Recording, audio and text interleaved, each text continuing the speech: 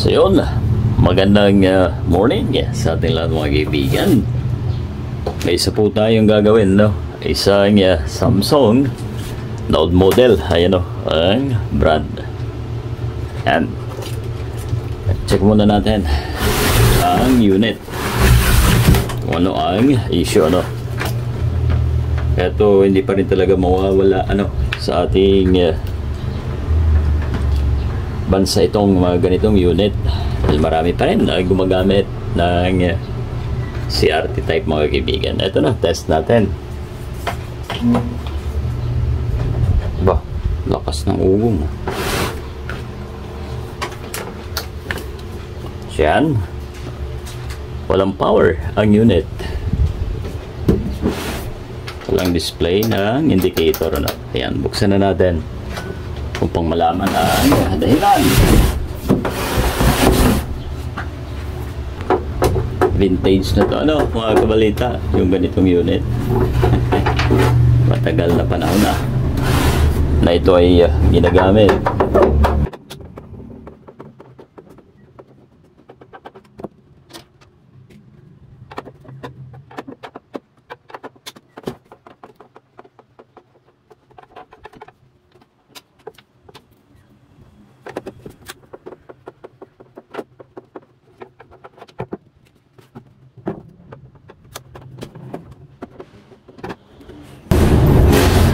Ito na.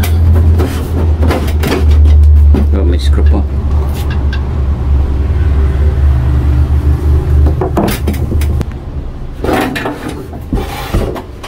Yun.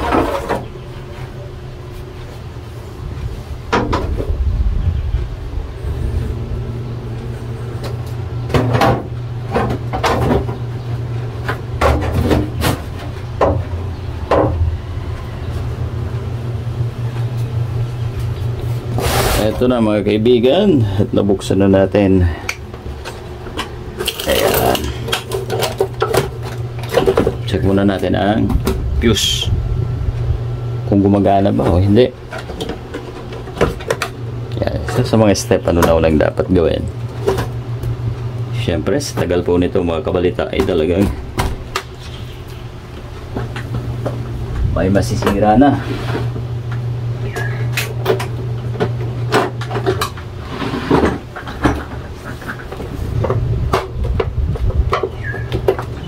Baba natin.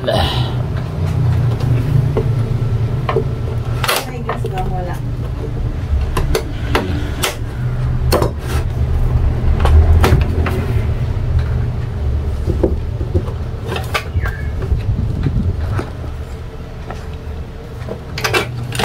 Ito ang fuse natin. Pagka ganyan ay wag po nating hipuin, ano, dahil minsan ay doon pa rin po ang charge, ano, ng filter capacitor mga kaibigan, at delikado pag tayo ay makahipo dyan, ano.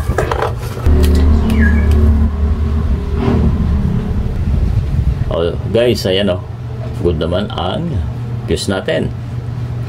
Babalikan po natin. Ibig sabihin may ibang problema ang unit.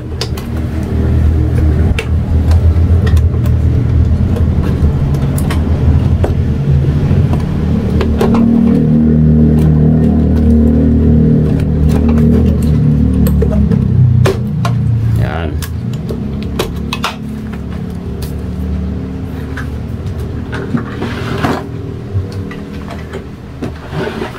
Linisin muna natin kahit kaunti. Ayun, ang daming putok na capacitor, guys. So, ayan.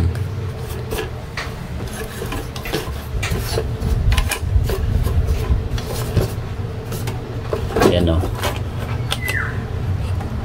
isa, dalawa. Lumobo. Dahil nga siyempre, sa tagal po nang ginagamit ito, ano mga kaibigan, ay hindi imposible na mag. Eto na, tanggalin na natin ang lumubo.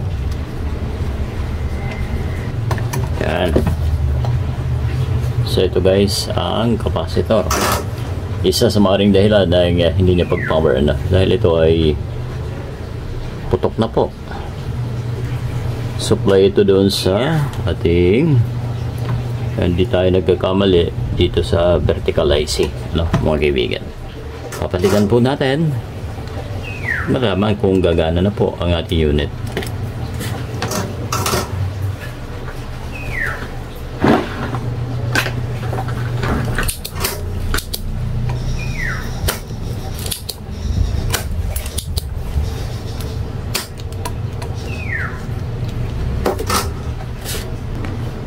So ito guys, ang ipapalit po natin dito sa Lumubo, no? Ayan, no? Ang value po nito ay 25 volts 470.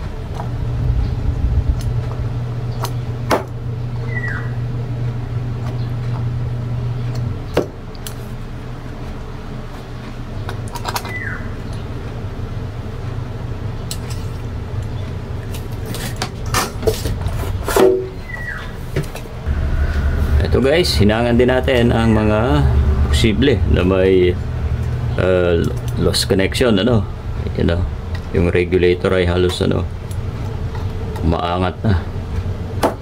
Yan.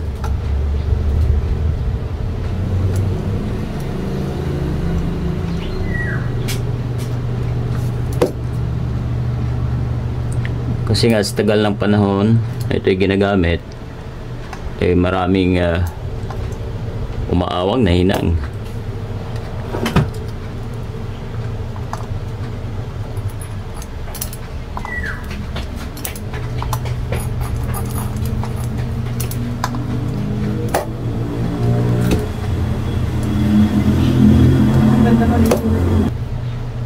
So guys, check natin ang output kasi may follow ng konti sa reverse.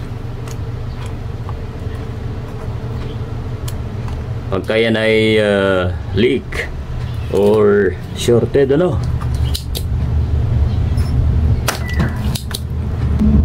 hindi po tayo magkakaroon ng voltahe dyan sa B+, at hindi rin magkakaroon ng oscillation ang ating board. So no power po yan pag ganon.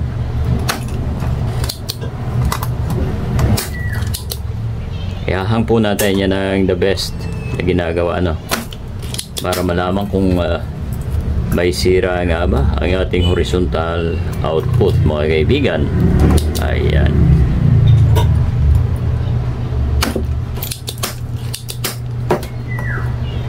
Check natin to. Wala na yatang heatsink to, meron pa. Kasi pag shorted po yan ay hindi po diretso ang voltahe natin yan sa B+ o sa playback. Ayan, may konting palo. Bunutin na natin para malaman, kasi hanggat yan ay nakakabit ay posible na magkaroon ng palo. Hindi pa tayo makakapag-decide kung sira ang isang pyesa. Ayan, malinaw po, sa mga kaibigan natin newbies. Ayan, para sa inyo.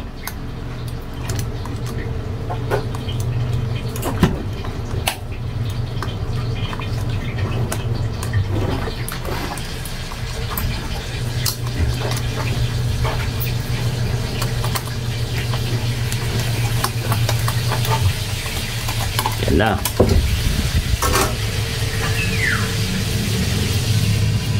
Ito po ang output, horizontal output yan mga kaibigan. Okay, check natin. Ka times 1 po tayo. Oh, sira nga. Oh.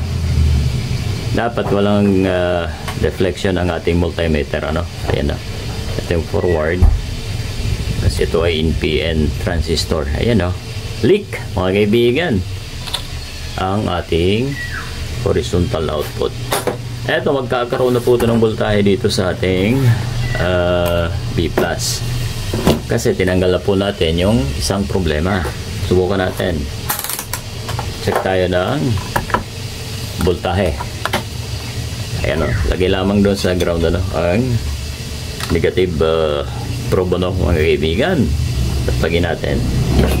Kanina ay totally dead set po ito. Ngayon subukan natin plug in. Ito na. Ayan, naka-off. O natin. Ayun, may ilaw na guys. May ilaw na dito. Ito natin. Ayan. Sabihin may voltahe na tayo sa B+. Ito. Alright. Ang isang dahilan kung bakit nagkakaproblema ang ating output mga kabalita ay ang flyback po natin. Alright. So, kasama na po yan sa check natin.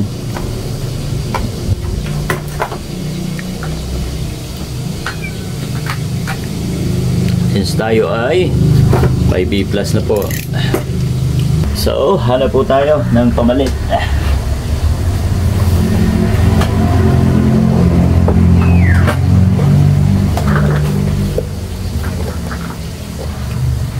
So, ito guys, may nakuha pa tayo na isa.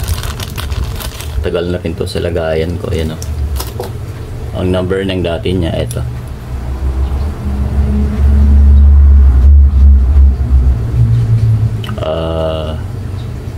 J, OF. Ito D. Simple lang naman mag-check nito mga kaibigan.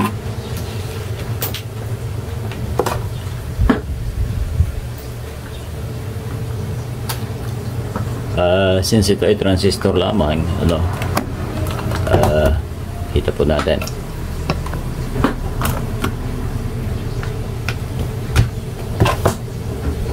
Yan.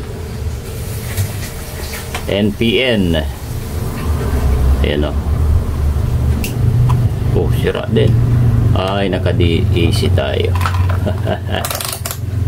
Ayan. Check natin. Ayan, ayan ang reverse.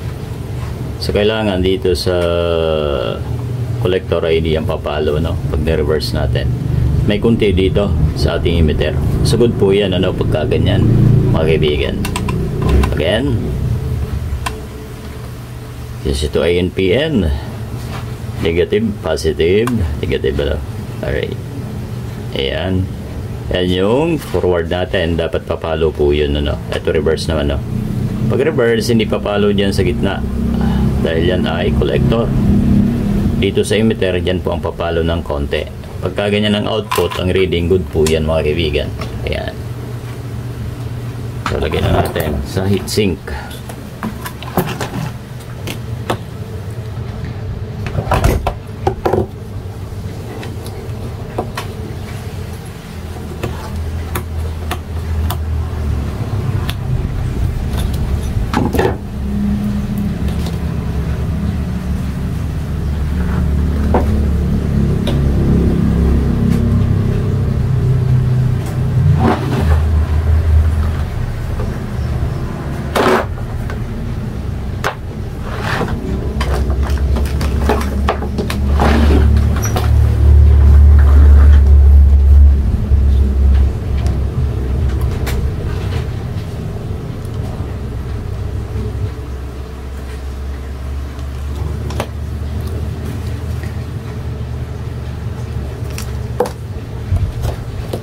Di ba pala natin na kumpara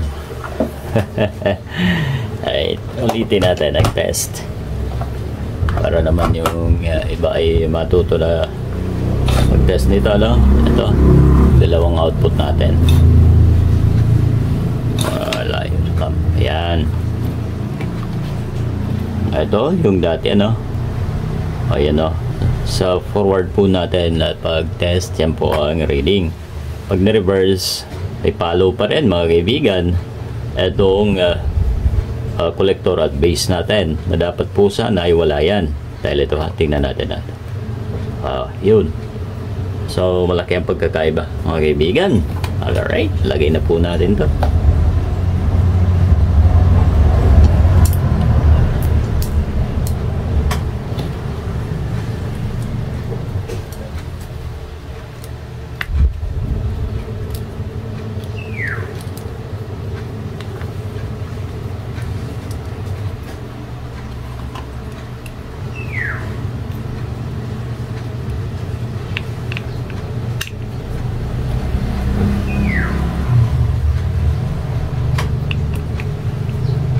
Higpitan ng screw. Tuwid natin. Ayun.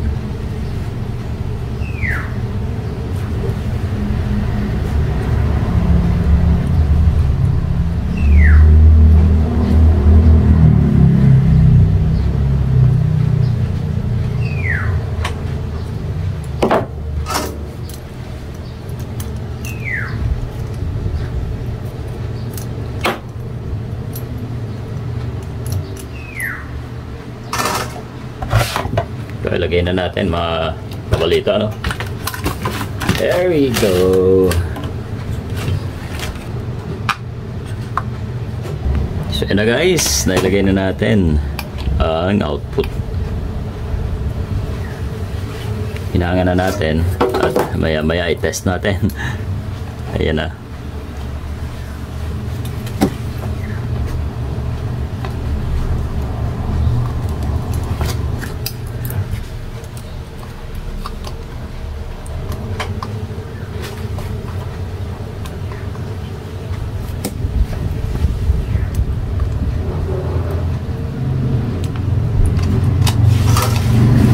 Double check natin kung may ano pa continuity since siya ay nagkakabit na po, ano. Yan. So wala na, di ba?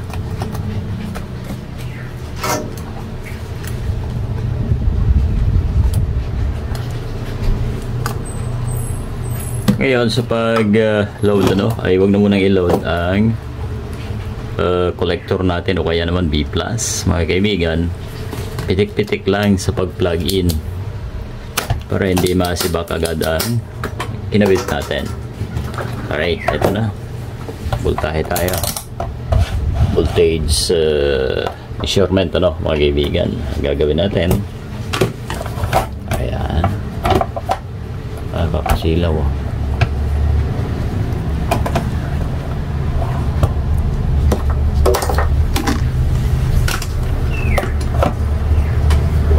Ayan, subukan natin isaksak ang unit kung ano mangyayari. Right, here we go.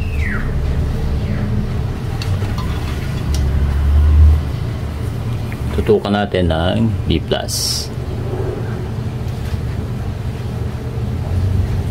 Ayan, o. Pag niload natin, umi-spark, o, at humuhuni. Ayan, o. Umusok. May umusok. So malala ang problema. Hopefully hindi pa nasira ang it's out natin. Check ulit. Ayan, hindi pa naman. Eto na, mga kabalita. Test natin ulit. May nakuha lang po tayong gumawang, ano, at kaya umusok. Eto na. Here we go. Ayun. So, tingnan natin sa harap, ano. Ayan, may heater na tayo. Good thing, ano, mga kaibigan. Check natin ang screen kung meron na. Ayan, o, over screen. Sana may power na, no, mga kaibigan. Konting adjustment na lang. So yun, mga kabalita, lagyan na po natin ang audio video upang makita natin ang picture eto na. Alright, lagyan natin.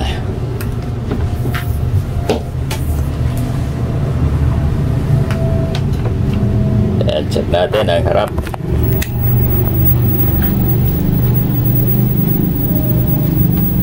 Wala pa yun, may display na tayo. Ay right, yun ang melody. AB2 nasa AB3 mga kaibigan.